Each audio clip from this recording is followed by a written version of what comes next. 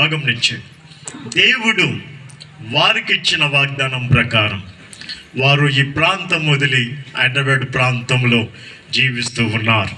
అయినను దేవుడు అక్కడ వారిని విడిచిపెట్టలేదు. దేవుడు వారికి కాపుదలగా ఉన్నాడు. ఆయన సన్నిధి తోడుగా ఉన్నది. ఆయన అభయహస్తం వారిని బలపరిచి నడిపిస్తూ ఉన్నది.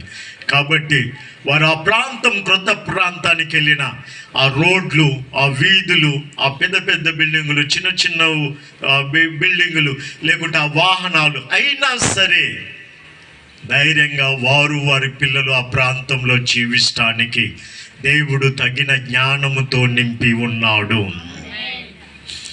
వారు పనిచేస్తున్న ప్రదేశాల్లో నానా రకాలైన ప్రజలు వారికి పరిచయం అవుతూ ఉంటారు. అయినా కూడా దేవుని యొక్క కాపుదల వారిని భద్రపరుస్తూ ఉన్నది. ఈ విషయం మనం